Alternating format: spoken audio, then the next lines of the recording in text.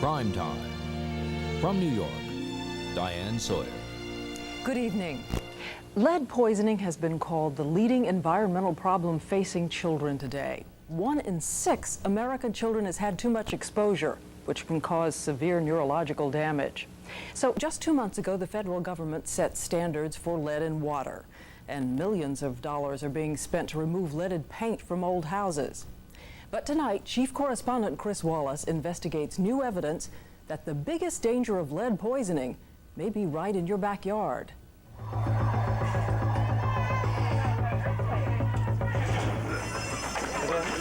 The earthquake struck at 5:04. October 1989. A powerful earthquake rocked Northern California. And we have a bad freeway collapse. In Oakland, Interstate 880 collapsed, killing 43 people.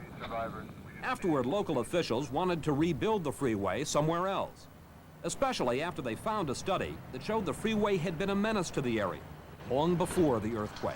We found that where there was heavy automobile traffic, such as freeways, there was higher lead content in that soil than in other places. Alameda County Supervisor Warren Widener is talking about findings that along the interstate, dozens of yards that were tested had high concentrations of lead, higher than the federal guideline for hazardous waste. In this yard, 2 blocks from the freeway, it was 4 times that level. The study raised the possibility of a whole new threat, not from lead in paint or lead in the water, but from lead emissions from years of heavy traffic. Leaded gasoline has been largely phased out now, but for more than half a century, cars in this country ran on it. And the fallout, millions of tons of lead, ended up here, in the dirt alongside our busiest roads and highways.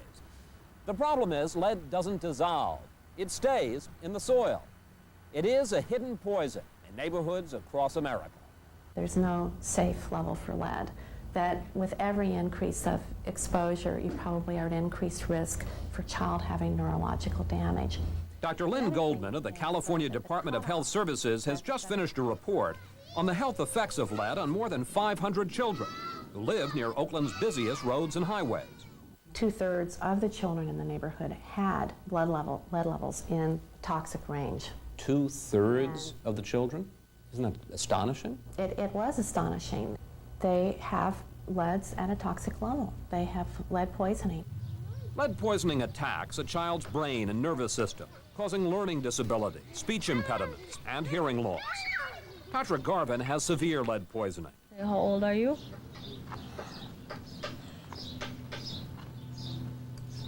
4. Most children show no symptoms until serious damage has already occurred. The effects are long-lasting, sometimes permanent. The Zamora family knows all about lead. They live close to the freeway, and 6 of them have had lead poisoning. 7-year-old Marguerite was the sickest. She had convulsions, her nose bled, and her hair fell out. Antonio is her older brother. People came and tasted the water. Water was real good. The paint, but... Was the paint okay? Yeah. What do they think caused all the illnesses in your family? The area. Oakland is one of the few cities where they now worry about lead in the soil. This playground along the freeway has been shut down because of lead levels that were 6 times the guidelines for hazardous waste. The concern is understandable because a young child in a contaminated area can be poisoned in less than a month just by inhaling dust or eating dirt, as many kids do. Professor Howard Mielke of Xavier University is a pioneer in the study of contaminated soil. It's become a kind of mission for him. My own daughter got exposed fairly highly once, and that hurt. Beverly Mielke was 3 when she was poisoned by the dirt in a sandbox at her daycare center. It was detected quickly and she had no long-term problems, but it brought the threat home to her father. It took a very personal, at that point, a personal commitment. Okay, this is a major problem in our society. What can we do to solve it? Mielke began in Baltimore in the 70s, studying dirt in hundreds of gardens. He discovered that 1 in 5 had dangerous amounts of lead. He also found a pattern. Lead levels were highest near the busiest roads. His conclusion? Leaded gasoline was causing the major pattern of lead within the urban environment. Mielke's research clashed with the establishment view that the big problem is lead paint flaking off houses. Government is spending millions of dollars to remove that threat. But Mielke was raising a new, and up to this point, largely ignored danger. When Mielke moved to Minneapolis in the early 80s, he continued his research into lead in the soil. His colleagues told him that Baltimore was a special case, with a history of heavy traffic and heavy industry. But here, in the land of 10,000 lakes, Mielke found exactly the same problem. Over 5 years, he took readings from the inner city out to the suburbs, compared soil from urban and rural areas, and from houses with and without lead paint. Mielke took us through one neighborhood he tested in Minneapolis with shocking amounts of lead. We found 500 to 1,000 parts per million in the soils in the areas right around the houses where children are playing. And how bad is that? If these soils were in a paint can, they would be considered an illegal material. If it were on an industrial site, it would be considered an illegal hazardous waste. Well, you know, now these kids have just been going past us. It's got to be very dangerous for them to be playing in yards with those levels of lead. Absolutely. Here they are within their own front yards in an inner city neighborhood, playing in what would be recognized as industrial waste if it were at another location. To explain what Mielke is talking about, a lead content of 20 parts per million in soil is considered normal. At 100 parts per million, increases in lead can be measured in a child's blood. 500 can trigger a hazardous waste cleanup under the federal Superfund program. A lead content of 600 is banned in paint. In his study, Mielke found that in the most traffic-congested parts of Minneapolis, half the houses had levels of 800 parts per million or more. Some were above 6,000. A mile away, average levels dropped to 500. Another mile away, 300. Levels remained above 100 well into the suburbs, more than 5 miles from downtown. Mielke says he's found the same pattern across the country. Lead was put in gasoline in the 1920s to fuel bigger, more powerful cars. Right from the start, there were concerns about the health effects. But historian David Rossner says the auto and gas industries overwhelmed the critics. Yeah, this is the 1920s, where the business of America was business. This was a period in which the future of America was seen to reside in the very companies that were creating tetrethyl lead. So you have this enormous pressure to promote business and promote industrialization under any cost. Starting in the 70s, when federal authorities began to question the safety of leaded gasoline, the Ethyl Corporation and other lead manufacturers filed lawsuits to try to block any government action. Finally, in 1986, the Environmental Protection Agency cracked down on leaded gas. But by then, many neighborhoods had already been poisoned. 2-year-old Autumn Campbell and her brother Lance lived near downtown Minneapolis, not next to a highway, but just busy streets. The city has tested their house and found no lead in the paint. The children's mother, Raylene. My house is lead-free. They took soil samples outside, and I have very high lead in my soil. Once again, soil with more than 500 parts per million of lead is considered hazardous waste. The children's yard measured 1,870 parts per million. That's more than 3 times the level that would trigger a Superfund cleanup. Not surprisingly, Autumn had severe lead poisoning. She had to be put on IVs for a week to clean her blood system out, to try and get the lead out. Has Autumn suffered any permanent effects from this? We don't know right now. She's being tested to find out if there's anything wrong with her. 4-year-old Lance also suffered from lead poisoning. And of course, the children still play in their yard.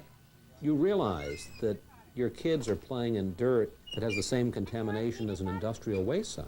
Yeah, but there's nothing I can do about it. I can't tell my kids I can't play outside. We believe that lead in soil, particularly in certain parts of the country, can be a significant health problem, and we want to come to grips with it. Hank Habeck, who is deputy director of the EPA, says Professor Mielke's work on leaded gasoline is important. The EPA is now spending $15 million to study how contaminated soil affects children. The results are due next year.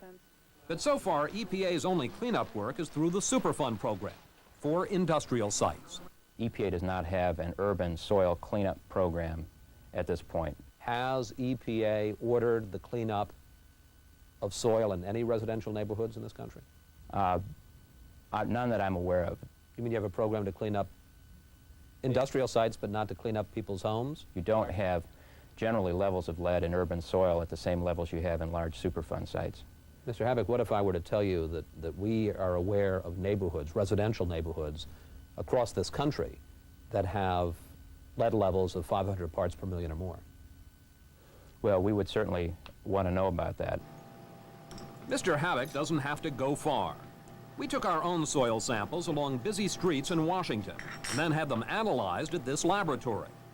In the yard of this house, within sight of the Capitol, 1,500 parts per million, 3 times the hazardous waste level.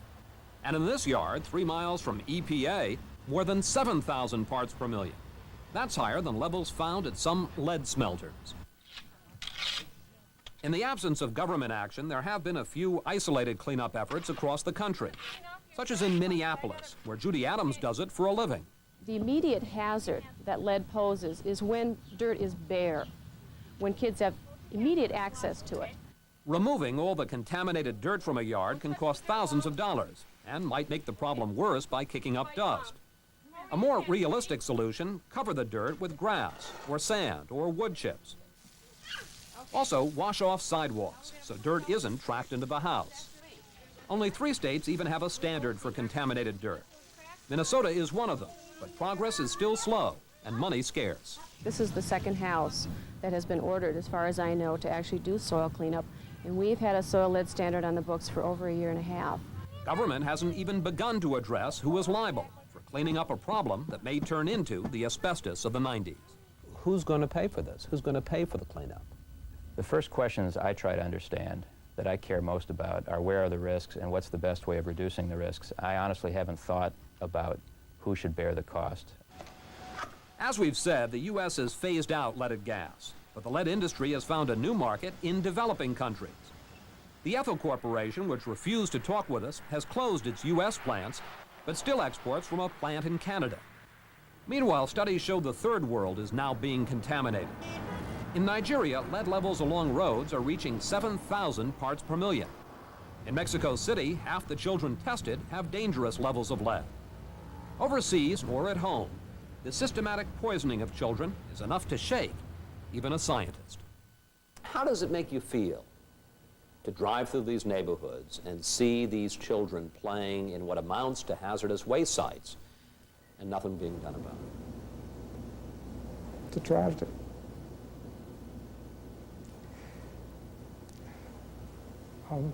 I'd rather be Professor Mielke.